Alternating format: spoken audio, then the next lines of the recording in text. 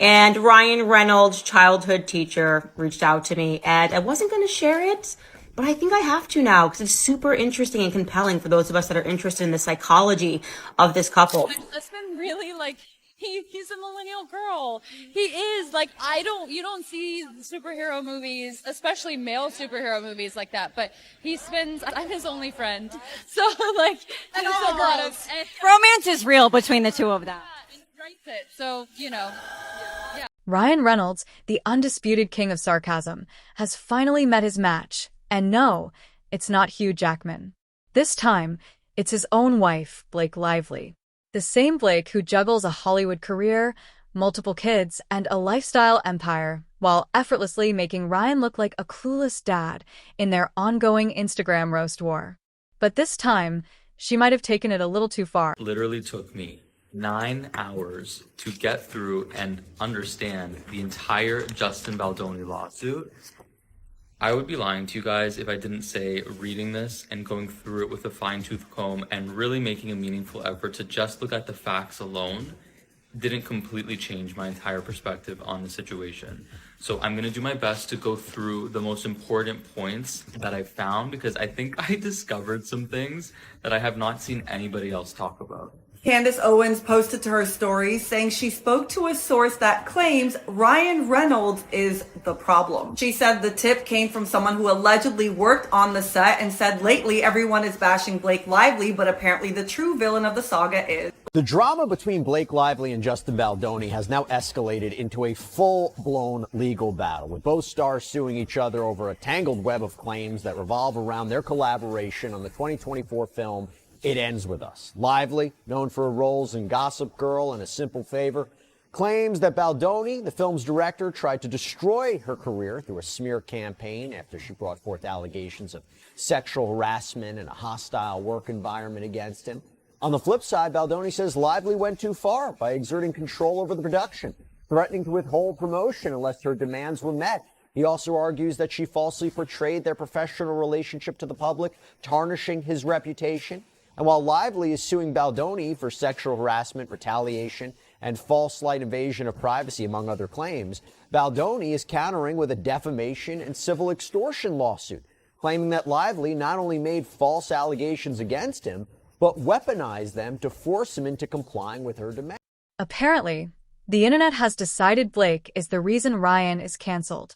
Because, in the grand tradition of social media outrage, guilt by association is always in play. Did Ryan actually do anything wrong? No. But when has that ever stopped people from declaring a celebrity problematic? Her wife posted something on Instagram and she wrote this. Last week I left my kids for the first time ever. Yeah. Look, she looked very happy. Yeah, she did. So were you with the 4 kids? I was with the 4 kids. How was that? Single dad. I'm a Reba McEntire song. Single dad, doing it, just doing it for them, right? Took them all to the park, told them mommy left when they were young. Surprisingly, you get a lot of action that way. We had a good time. No one died, which was nice. That was good. And 4 kids, it's just a zoo. Like, you just surrender, right? You just have to surrender. 24/7, you surrender. When we had our 4th, I was so happy because I always wanted to make sure that we always had someone on hand to give me strep throat. And now we've recovered. It's rolling sickness. There's just never a healthy, a full clean slate health. Is Ryan actually freaking out? For a man who handles PR disasters like comedy specials, his version of panic might just be another sarcastic tweet. But one thing's for sure, this time, he might not be able to joke his way out of it.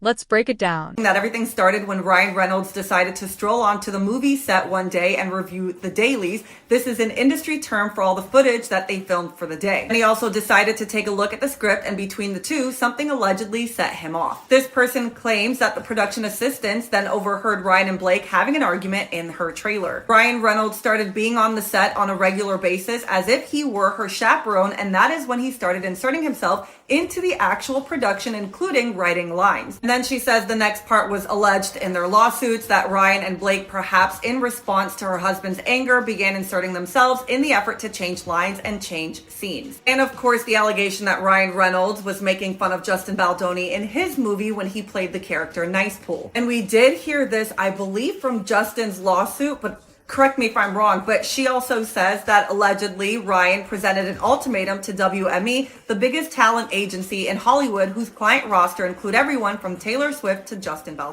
What did Blake Lively do that supposedly got Ryan Reynolds canceled? Well, that depends on who you ask. Some say she made an offhand comment that didn't sit well with the internet.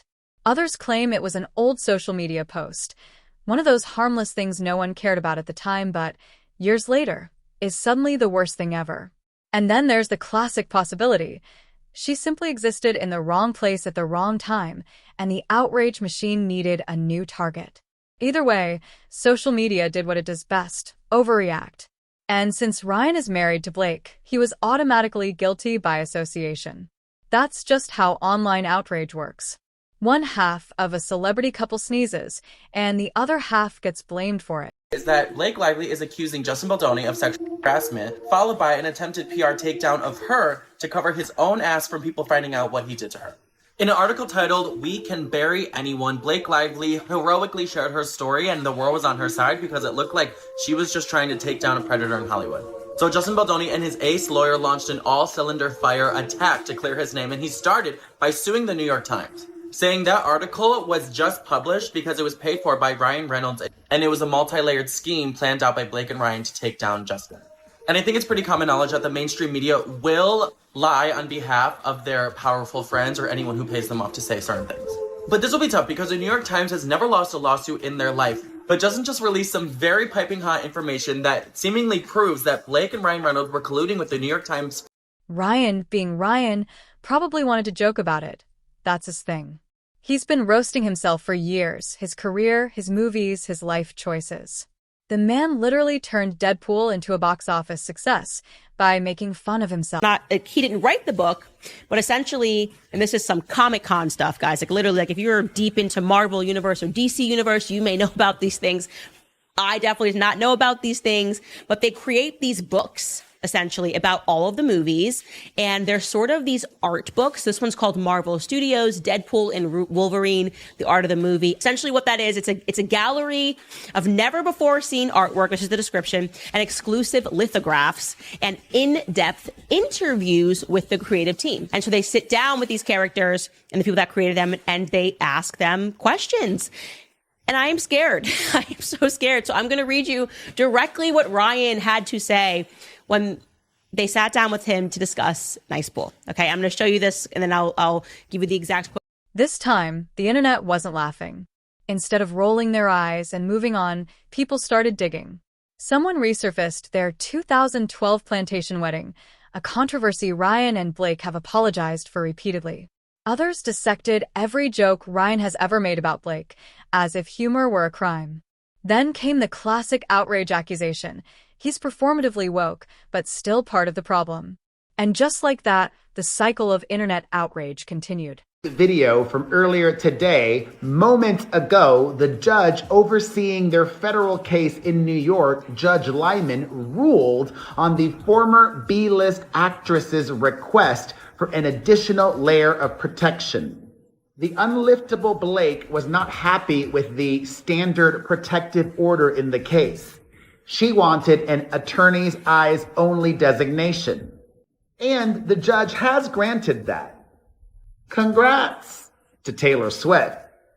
Of the judge's ruling, a spokesperson for Delulu says, quote, "Today, the court rejected the Wayfarer party's objections and entered the protections needed to ensure the free flow of discovery material without any risk of witness intimidation or harm to any individual's security.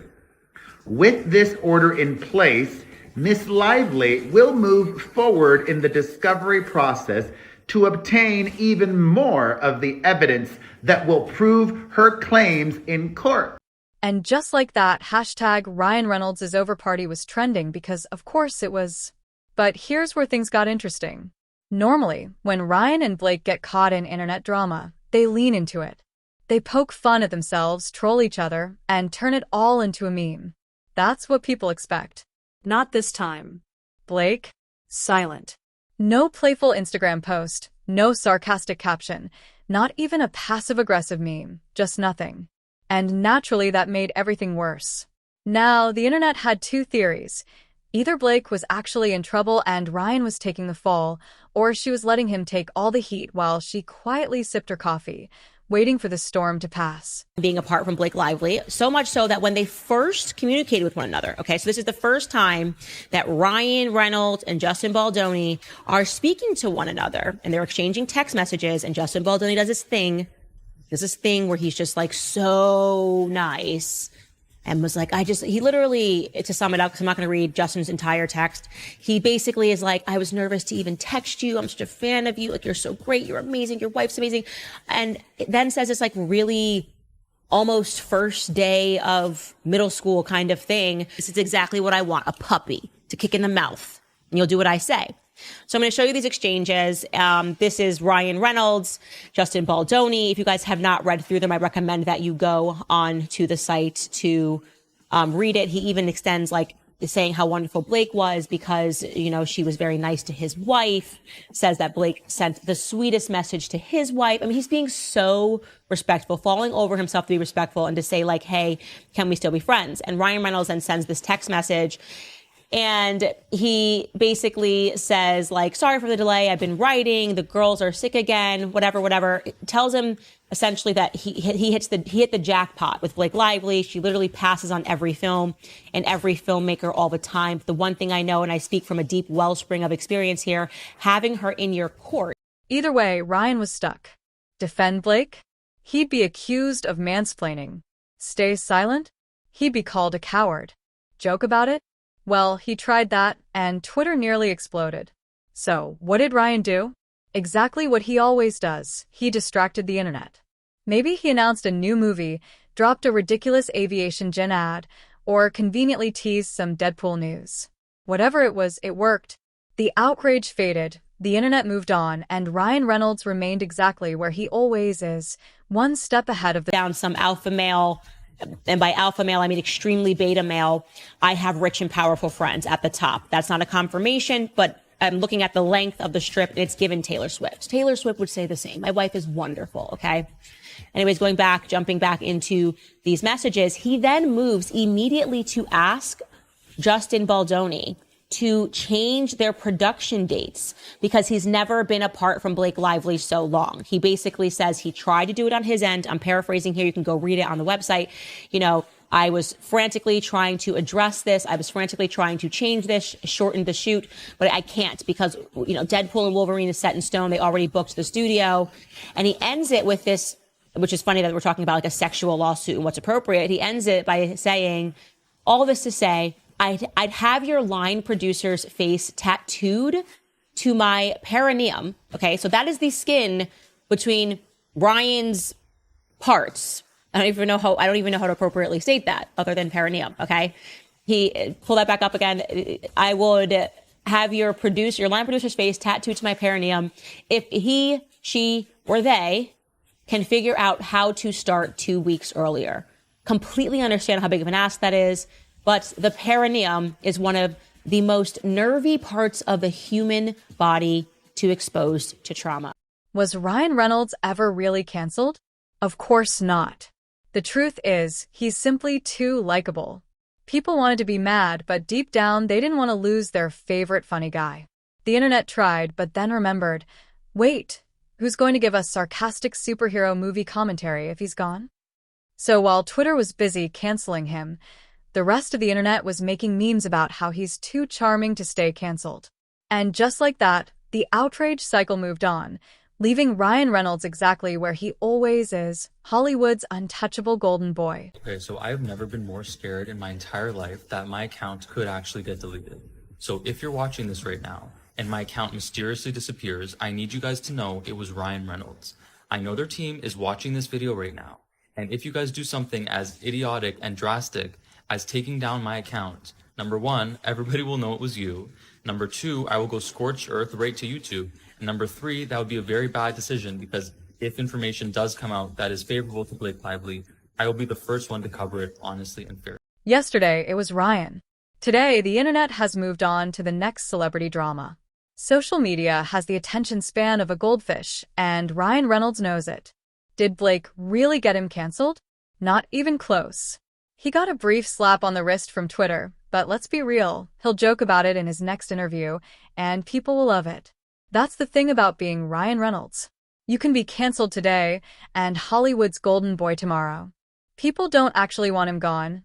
They just crave a little drama, a bit of chaos, and maybe, just maybe, a sarcastic remark from the man himself.